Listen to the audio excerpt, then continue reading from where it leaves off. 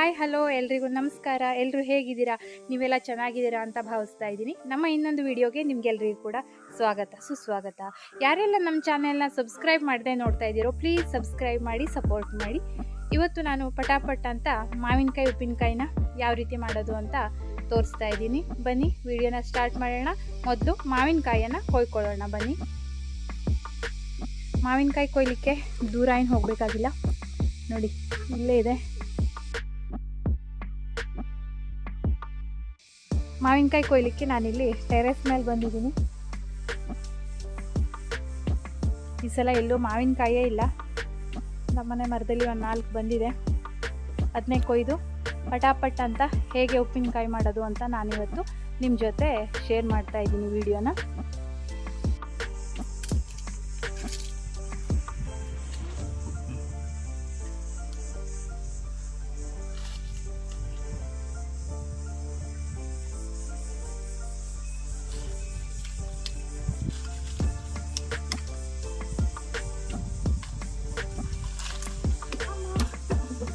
ನಾನಿಲ್ಲಿ ಹೆಣೆ ಬಗ್ಸಿದ ಕೂಡ ನನ್ನ ತಲೆ ಮೇಲೆ ಒಂದು ಮಾವಿನಕಾಯಿ ಬಿದ್ದೋಯ್ತು.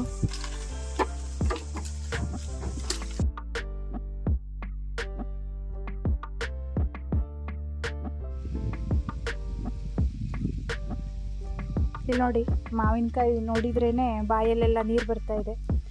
ಸಣ್ಣ ಇದ್ದಾಗ ಉಪ್ಪು ಖಾರ ಎಲ್ಲ ಹಾಕ್ಕೊಂಡು ತಿಂದಿದ್ದು ಇವಾಗ ನೆನಪಿಗೆ ಬರ್ತಾ ಇದೆ ನನಗೆ. ನೋಡಿ, ಇವಿಷ್ಟು ಇವಾಗ ಮಾವಿನಕಾಯಿ ಕೊಯ್ದಿದ್ದಾಗಿದೆ. ನೋಡಿ, ಇದನ್ನ ಹೇಗೆ ಮಾಡೋದು ಇವಾಗ ಉಪ್ಪಿನಕಾಯಿ ಅಂತ ನೋಡೋಣ ಬನ್ನಿ. ಮಾವಿನಕಾಯಿ ಕೊಯ್ಕೊಂಡು ಬಂದು ಇಲ್ಲಿ ನಾನು ಮಾವಿನಕಾಯಿ ತೊಟ್ಟನ್ನು ತೆಗಿತಾ ಇದ್ದೀನಿ. ನೋಡಿ ಸೊನೆ ಯಾವ ಥರ ಹಾರುತ್ತೆ ಅಂತ ಇದೆ. ಫುಲ್ ಸೊನೆ ಇದೆ ನೋಡಿ. ಇದನ್ನ ಇವಾಗ ಚೆನ್ನಾಗಿ ಒಂದು ಒಣ ಬಟ್ಟೆಯಲ್ಲಿ ಒರೆಸ್ಕೋಬೇಕು. ಶುದ್ಧವಾದಂತಹ ಒಂದು ಕಾಟನ್ ಬಟ್ಟೆಯಲ್ಲಿ ನಾನು ಕ್ಲೀನಾಗಿ ಮಾವಿನಕಾಯಿಗಳನ್ನೆಲ್ಲ ಒರೆಸಿ ಇಟ್ಕೊಂಡಿದ್ದೀನಿ. ಇವಾಗ ಮೆಟ್ಗತಿಯಲ್ಲಿ ಮಾವಿನಕಾಯಿಯನ್ನೆಲ್ಲ ಇಲ್ಲಿ ನಾನು ಕಟ್ ಮಾಡ್ತಾ ಇದ್ದೀನಿ. ನೋಡಿ, ಸಣ್ಣ ಸಣ್ಣ ಹೋಳುಗಳನ್ನಾಗಿ ಕಟ್ ಮಾಡ್ಕೊಂಡಿದ್ದೀನಿ. ತೀರಾ ದೊಡ್ಡ ದೊಡ್ಡ ಹೋಳಾಗಿ ಕಟ್ ಮಾಡ್ಕೊಂಡಿಲ್ಲ. ನೋಡಿ, ಇವಿಷ್ಟು ಕಟ್ ಮಾಡಿದ್ದಾಗಿದೆ. ಈಗ ಕಟ್ ಮಾಡಿರುವಂತಹ ಮಾವಿನಕಾಯಿ ಹೋಳುಗಳನ್ನೆಲ್ಲ ನಾನು ಒಂದು ದೊಡ್ಡ ಪಾತ್ರೆಗೆ ಹಾಕ್ಕೊಳ್ತಾ ಇದ್ದೀನಿ. ಮಿಕ್ಸ್ ಮಾಡಲಿಕ್ಕೆ ಈಸಿ ಆಗುತ್ತೆ ಅಂದ್ಬಿಟ್ಟು ನಾನು ಈ ಪಾತ್ರೆಗೆ ಹಾಕ್ಕೊಂಡಿದ್ದೀನಿ. ಹಾಗೆ ಇವಾಗ ಇದಕ್ಕೆ ಸ್ವಲ್ಪ ಅರಿಶಿನ ಹಾಕ್ತಾ ಇದ್ದೀನಿ. ಅರಿಶಿನ ಹಾಕಿದ ನಂತರ ಸ್ವಲ್ಪ ತೆಂಗಿನ ಎಣ್ಣೆನ ಹಾಕ್ಕೊಳ್ತಾ ಇದ್ದೀನಿ.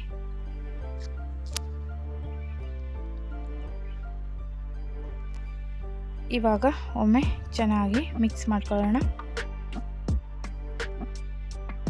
ಇವಾಗ ಉಪ್ಪಿನಕಾಯಿಗೆ ಸಾಂಬಾರನ್ನು ಹುರ್ಕೊಳ್ಳೋಣ. ನಾನಿಲ್ಲಿ ಒಂದು ದೊಡ್ಡ ಕಪ್ಪಲ್ಲಿ ಸಾಸಿವೆ ತೊಗೊಂಡಿದ್ದೀನಿ. ಇಲ್ಲಿ ದೊಡ್ಡ ಕಪ್ನಲ್ಲಿ ಅರ್ಧ ಕಪ್ನಷ್ಟು ಜೀರಿಗೆನ ತೊಗೊಂಡಿದ್ದೀನಿ. ಹಾಗೆ 4 ಕಾಳುಮೆಣಸು, 4 ಲವಂಗ ಮತ್ತು ಅರ್ಧ ಟೀ ಸ್ಪೂನಷ್ಟು ಮೆಂತ್ಯನ ತೊಗೊಂಡಿದ್ದೀನಿ. ಇವಾಗ ಇದನ್ನೆಲ್ಲ ಇದಕ್ಕೆ ಹಾಕ್ತಾಯಿದ್ದೀನಿ. ಇವೆಲ್ಲ ಸೇರಿಸಿ ಇವಾಗ ಹುರ್ಕೊಳ್ಳೋಣ. ಸಣ್ಣ ಉರಿಲಿ ಹುರ್ಕೊಳ್ತಾ ಇದ್ದೀನಿ ಇಲ್ಲಿ. ಹಾಗೆ ಇದಕ್ಕೆ ಇವಾಗ ಒಣ ಮೆಣಸನ್ನು ಹಾಕ್ಕೊಳ್ತಾ ಇದ್ದೀನಿ. ಅದನ್ನೂ ಕೂಡ ಸ್ವಲ್ಪ ಹುರ್ಕೊಳ್ಳೋಣ. ಈ ವರ್ಷದ್ದು ಇದು ಹೊಸ ಮೆಣಸು, ತುಂಬ ಖಾರ ಇದೆ. ಇವನ್ನೆಲ್ಲ ಒಮ್ಮೆ ಚೆನ್ನಾಗಿ ಹುರ್ಕೊಂಡು ಗ್ಯಾಸ್ ಆಫ್ ಮಾಡಿ ಇಡ್ತಾ ಇದ್ದೀನಿ. ಇದು ತಣ್ಣಗಾದ ನಂತರ ಇದನ್ನ ಗ್ರೈಂಡ್ ಮಾಡ್ಕೊಳ್ಳೋಣ. ಇವಾಗ ಉಪ್ಪನ್ನು ಹುರ್ಕೊಳ್ಳೋಣ. ಉಪ್ಪನ್ನು ಹುರಿದು ಹಾಕ್ಕೊಳ್ಳೋದ್ರಿಂದ ಉಪ್ಪಿನಕಾಯಿ ತುಂಬ ದಿನದ ತನಕ ಚೆನ್ನಾಗಿರುತ್ತೆ. ಇವಾಗ ಉಪ್ಪನ್ನು ಕೂಡ ಸ್ವಲ್ಪ ಪುಡಿ ಮಾಡ್ಕೊಳ್ತಾ ಇದ್ದೀನಿ. ಉಪ್ಪನ್ನು ಪುಡಿ ಮಾಡಿದ್ದಾಗಿದೆ. ಇವಾಗ ಒಂದು ಪಾತ್ರೆಗೆ ಹಾಕ್ಕೊಳ್ತಾ ಇದ್ದೀನಿ. ಉಪ್ಪಿನಕಾಯಿ ಸಾಂಬಾರು ಹುರಿದು ಇಟ್ಕೊಂಡಿದ್ವಲ್ಲ, ಈಗ ಅದು ತಣ್ಣಗಾಗಿದೆ. ಇವಾಗ ಅದನ್ನ ಗ್ರೈಂಡ್ ಮಾಡ್ಕೊಳ್ಳೋಣ. ಸ್ವಲ್ಪ ತರಿಯಾಗೆ ಇದನ್ನ ಗ್ರೈಂಡ್ ಮಾಡ್ಕೋಬೇಕು. ಮಾವಿನಕಾಯಿ ಹೋಳುಗಳನ್ನು ಕಟ್ ಮಾಡಿ ಇಟ್ಕೊಂಡಿದ್ವಲ್ಲ, ಅದಕ್ಕೆ ಅರಿಶಿನ ಮತ್ತು ತೆಂಗಿನ ಎಣ್ಣೆನ ಹಾಕಾಗಿತ್ತು. ಇವಾಗ ರುಚಿಗೆ ತಕ್ಕಷ್ಟು ಉಪ್ಪನ್ನು ಸೇರಿಸ್ಕೊಳ್ತಾ ಇದ್ದೀನಿ. ಉಪ್ಪಿನಕಾಯಿ ಸಾಂಬಾರನ್ನು ಇವಾಗ ಈ ಮಾವಿನಕಾಯಿ ಹೋಳುಗಳಿಗೆ ಸೇರಿಸ್ಕೊಳ್ಳೋಣ. ನಾನಿಲ್ಲಿ ಮತ್ತೆ ಎಕ್ಸ್ಟ್ರಾ ಮೆಣಸಿನ ಪುಡಿನ ಈ ಸಾಂಬಾರಿಗೆ ಸೇರಿಸಿಲ್ಲ, ಯಾಕೆಂದರೆ ಒಣ ಮೆಣಸೆ ತುಂಬ ಖಾರವಾಗಿತ್ತು. ಹಾಗಾಗಿ ಇವಾಗ ಎಲ್ಲ ಸೇರಿಸಿ ಚೆನ್ನಾಗಿ ಮಿಕ್ಸ್ ಕೊಡೋಣ. ಈ ವಿಧಾನದಲ್ಲಿ ಉಪ್ಪಿನಕಾಯಿಯನ್ನು ಮಾಡಿಟ್ಕೊಂಡ್ರೆ ತುಂಬ ದಿನಗಳ ಕಾಲ ನಾವು ಉಪಯೋಗಿಸ್ಬೋದು. ಇವಾಗ ಸಾಸಿವೆ ಮತ್ತು ಇಂಗು, ತೆಂಗಿನೆಣ್ಣೆ ಹಾಕಿ ಒಂದು ಒಗ್ಗರಣೆಯನ್ನು ಇದಕ್ಕೆ ಹಾಕ್ತಾಯಿದ್ದೀನಿ. ನಾನು ಇದಕ್ಕೆ ಉಪ್ಪಿನಕಾಯಿ ಮಾಡಬೇಕಿದ್ರೆ ಸ್ವಲ್ಪನೂ ಕೂಡ ನೀರನ್ನು ಮುಟ್ಟಿಸಿಲ್ಲ.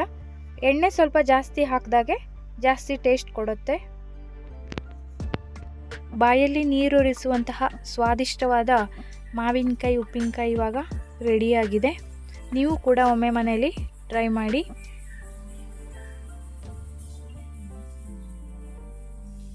ಇವಾಗ ಈ ಉಪ್ಪಿನಕಾಯಿನ ಈ ಥರ ಒಂದು ಭರಣಿಲಿ ಸ್ಟೋರ್ ಮಾಡಿ ನಾವು ಇಟ್ಕೋತೀವಿ. ತುಂಬ ಜನ ಸಬ್ಸ್ಕ್ರೈಬ್ ಆಗದೆ ನಮ್ಮ ವಿಡಿಯೋನ ನೋಡ್ತಾ ಇದ್ದೀರಾ. ಪ್ಲೀಸ್ ಸಬ್ಸ್ಕ್ರೈಬ್ ಮಾಡಿ, ಸಪೋರ್ಟ್ ಮಾಡಿ.